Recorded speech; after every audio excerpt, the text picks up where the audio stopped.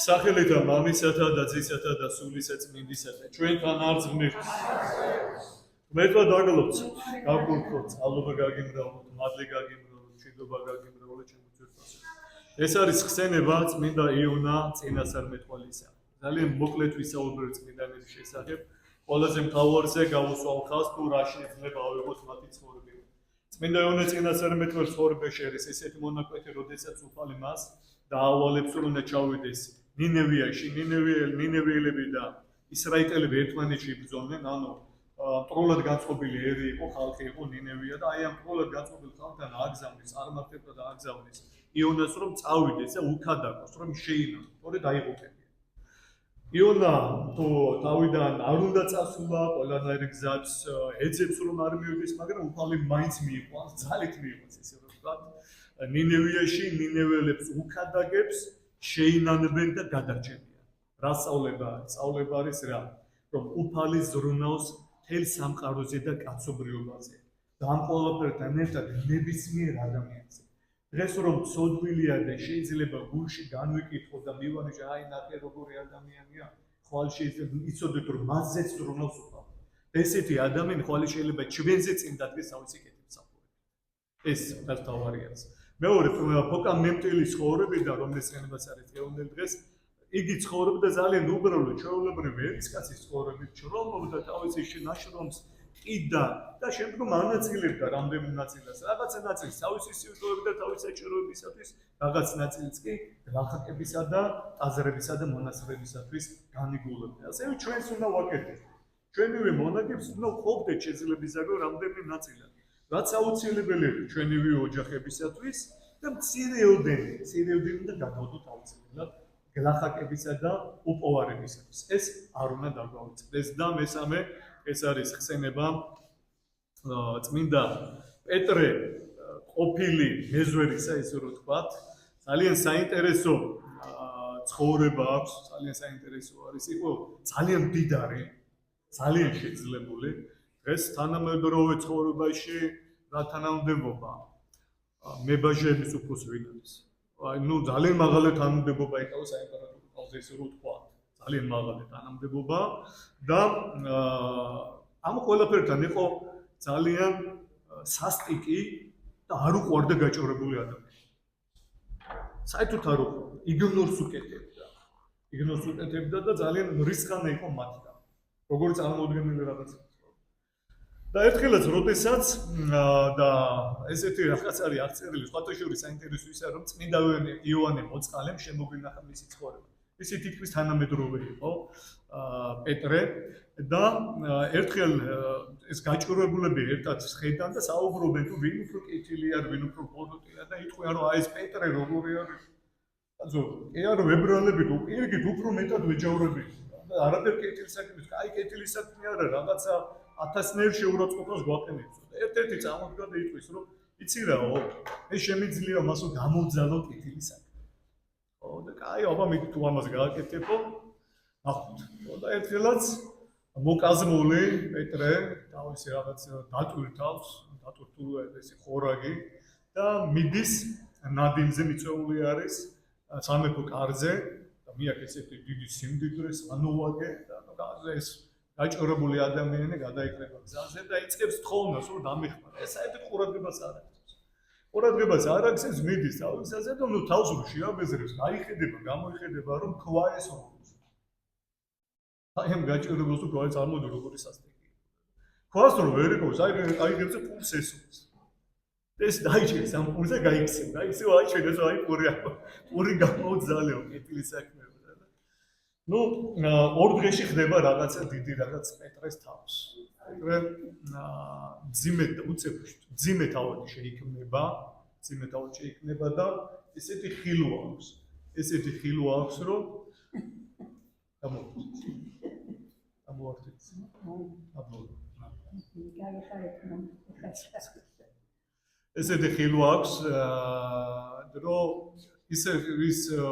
მისი სული ამოსულია სხეულიდან და უყურებს ესეთი სურათი არის. აგალოზები არიან და ბოროტი ზალები არიან, ბოროტი სულები არიან და მისი საქმეები იწონება. ის საქმეები იწონება და ბოროტი ზალები აი სასწორად ერთხელ წალაგებენ მის სასტიკ გულს და სასტიკ საქმეებს და თან დაცინიან და ამბობენ ესე ჩვენი არის. ოლო, აქედან მხარეს ანგელოზები არის შეშფოთებულები და რა მოახერხოთ, რომელიმე კეთილი საქმე არისო პეტრეს მიდასრულებდა. ერთადერთიო, რომელიცო პური ესროლა გაჭირებულებს. აბა იქ პური მოიტანეთ იმპულს დადე სასწორზე და ედოს ეს პური გადაწყდეს სადაც დონეზე აი ამ მის ასრულებულ ბოროტსაკ. და მოუტრიალდებიან ანგელოზები და იტყვიან. წადიო და კეთილი საქმეები აკეთე რომ ჯოჯოხეთში არ აღმოჩნდა შენი სული. და როდესაც განეგვიძე გამოვა იმ მდგომარეობიდან პეტრე იწყებს სრულიად სულს უაცხოვრებას. იგი ხდება ერთ-ერთი კეთილის მყოფელი ალექსანდრიაში. და უფალი უფრო მეტადად შეუწყობს ხეცურის ყოფილება უფრო მეტად და მეტად კეთილი. ერთხელაც ის მიდის და დაინახავს გაჭირებულ ადამიანს და რომელიც შემცირებული ზის თავისთვის რაღაც უბედურად და შეებრალება. და როდესაც გაიხდის თავის ზედა შესამოსე ძალიან ძვირფასი შესამოსელი ეცვა ცოტა რთულია ხოლმე არა რაღაცა როცა ძვირფასი არის ჩვენთვის ის გავცეთ. და გაიხდის ამ ძვირფას შესამოსელს და მოახორებს და დათმება. და შემდგომ ესეთი ხილვას იხილავს. ძალიან საინტერესო ცხოვრება, ძალიან მოკლედ გიბრუნდით, რომ არ დაგღალოთ. იგი ხედავს უფალს აი ამ შესამოსელში. ხო, კარგია ეს ცხოვრება. ისმის და აი ამ ხილვის შემდგომ, როდესაც უფალს იხილავს მისავე ნაჩუქარ შესამოსელი, რომელიც შესამოსელი საჩუქა ღარებ ღატავს და გაუხსენებს სიტყვები, რომ მაცხოვრის სიტყვები როგორ არის, რომ შევდა და მეცით ჭამადი მწყურვალი ვიყავ და წყალი მასი შიშველი ვიყავი შემოსეთ. სადაგ ნახეთ უფალე ამ მწყურვალი ან შიერი ან შიშველი და რაც გაუკეთეთ ერთ გაჭირებულს ისმე გამეკეთეთ. ეს აბსოლუტურად უსწრებს პეტრეს თავს და იგი უკვე წამოდი როგორ გადაწყვეტილებას იღებს. ის მთლიანად გაყიდის თავის მდიდარ ყოველებას. ურიგებს გაჭირებულ ხალხს და თავის ერთ-ერთ საფუძვლს ეთქვის, რომ წავიდეს სხვა ქალაქში და მან თავისი თავი უნდა გაყიდოს მომად. ანუ პეტრე გადაწყვეტავს, რომ სრულიად უპოვარებაში იწვევს. სრულიად უპოვარებაში კი არა, ის ემსახუროს როგორც მონა სხვა ადამიანს და ჩადენ იერუსალიმში, მოილოცავენ იმ წმინდა ალაგს და იქვე თავის თავს მიყიდის კეთილმსახურ ადამიანს. და იწყებს აი მონურ მსახურებას რა. აი ამ კეთილ პიროვნებასთან, კეთილ ადამიანთან წლების განმავლობაში ესეთი 8 წლის იტვირ თავს და ხდება ისე რომ ამ ქალაქში იერუსალიმში ჩადიან მისი ახლობლები დიდი წლები გავა და როდესაც აი ამ ადამიანს ემსახურებიან ლეონეს ერწყმდებიან სადაც მსახურობს პეტრე რაღაც მომენტში ისინი იცნობენ პეტრეს რომ ის არის იმ ალექსანდრიის ერთ-ერთი გამოჩენილი მდიდარი და წარჩენილი ადამიანი შემდეგ რომელიც კეთილი ადამიანი გახდა და პეტრე შეცრებდა ამოუწევს მე თქვა უყვებიან აი ამ პეტრეს ბატონს, პეტრეს ატრონს ესე და აი ამ ყველაფერს იგებს, შემდეგ ხდება რომ იცნობენ პეტრესა, პეტრე განიშორება, სასწრაფოდ განიშორება იქაურობას და მას შემდეგ პეტრე შეცრებული აღარ ეცნობს. სა როგორ და რამერად ერთი სასწაული კი აბსოლუტა მას ქალაქიდან უნდა გასულა და იქ არის ყრუნჯი პიროვნება რომელიც შემოსასვლელში ზის და ქრისტეს სახელით უბრძანებს, ქრისტეს სახელი გააღებდა. ის დგება კარებს აღებს და სმენაზე უბრუნდება და ამეთხოვდება კიდეს და გაარბის პეტრეს და მიუვა პეტრეს პატრონთან ეუბნება რომ ესედა სასწაული მოხდა და პეტრე გავიდა ქალაქიდან და გაიკიდებია მაგრამ ვერა ესეთი ისე დასრულდა პეტრეს ცხოვრება და ჩვენთვისაც საგულისხმო არ თუ რაოდენ სათქმო არის ღვთისათვის კეთილი საქმეების აღსრულება და ჩვენც უნდა ვიყოთ მოწადინებულები კეთილი საქმეებისათვის გაჩვენებულების გვერდში მომნასტო აზრებისა და მონასტრების შეცევლისათვის. არ უნდა დაგვაუწყდეს, რომ საშენელ სამჯეროზე ერთ-ერთი ყველაზე მნიშვნელოვანი რაც ჩვენგან მოითხოვეს არის კეთილი საქმეები. ყოველთვის გვახსოვდეს ეს. დღევანდელი სახარებიდან ძალიან მცირეოდენი თქვა. დღევანდელ სახარებაში წარმოიდგინეთ ესეთი სურათი, რომ თქვენს გააცოცხლოთ თქვენს გონებაში. მაცხოვარი დგა გალილეის ტბასთან, იგივე ზღვასთან და იქ გადადის. ამ დროს მოადგებიან ნაპირს ნავებით პეტრე და თავისი ესე რომ ვთქვათ თამასთან ერთად მეთევზეები და პაულფალე ეუბნება რომ ცოტა ხანი ავა ნავზე და მან უნდა ნავიდან უკადაგოს ხალხი იმიტომ რომ რამდენი ხალხი იყო რომ არ იყო შესაძლებელი რომ ნაპირზე მდგარიყო მაცხოვარი და ესაუბრა ხალხის წინაშე ამ დროს პეტრეც, ანდრიაც, იოანე, ზებედეზეები და იაკობი და სხვაები დაღლილდებიან. მთელი ღამე იშინეს, მაგრამ ვერაფერი ვერ დაიჭირეს. რა ვიცოდეთ რომ მეთევზეობას თევზი დაჭერისათვის ყველაზე კარგი ხელსაყრელი პირობები არის ღამე. და ხელსარელები მიდიან, დაღლილები, დაკაცულები, ოჯახში არაფერი არ მიაქვს, ვერ მიაქვს, არც იმის საშუალება აქვს რომ გაყიდონ თევზი, და ოჯახში მიიტანონ რაღაც 1-2 კაპიკი, რაღაცით შეეწინონ ოჯახს, ანუ დადარდიანებულები და დაღლილები მიადგნენ ნაფს.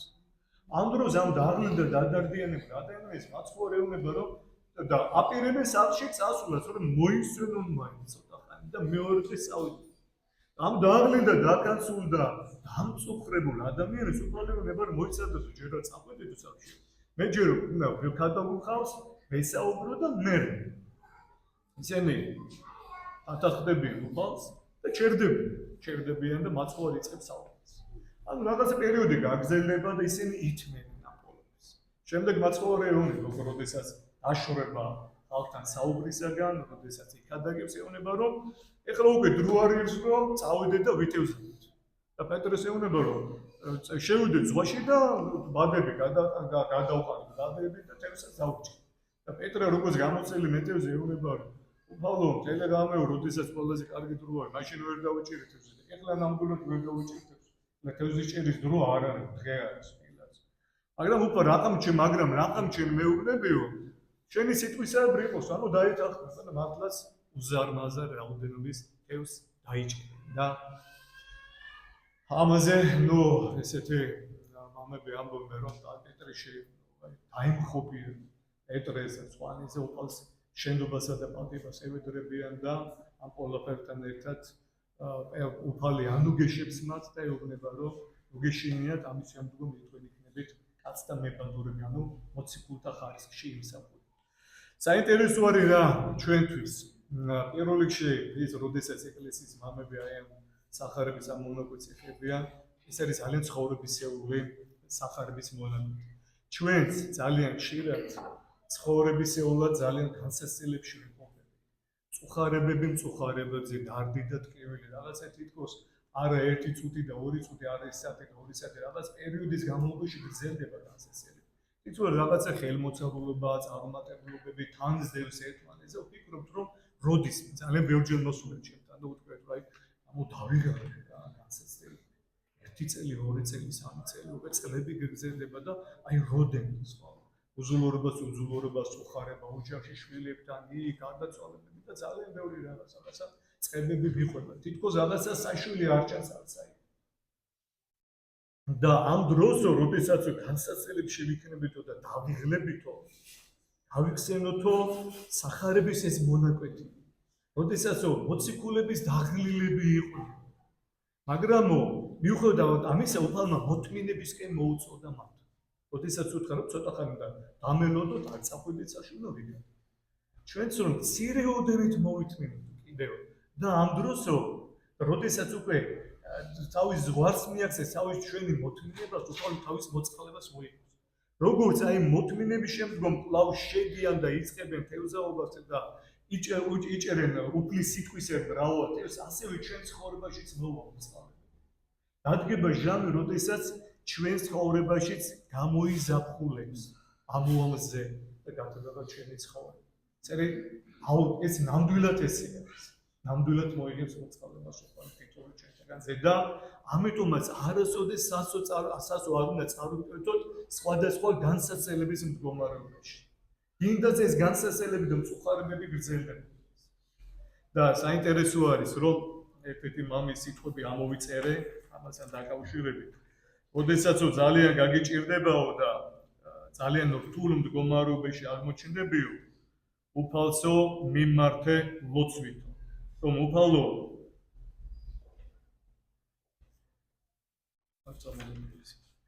ხო, უფალო შენ ხედავ ჩემ მდგომარეობას და მიხსენიო, როდესაც საწარკვეთილების იგივე მიდიხარო, მიხსენიო საკუთარი თავისაგან. საკუთარი თავისთანაში იგულისხმება, რომ სასოწარკვეთილებაში არ ჩავდეს ადამიანი და უფრო ძიმილ მდგომარეობაში არ აღმოჩნდეს. და შენიო ნებისაებრო წარმართე ჩემი ცხოვრება.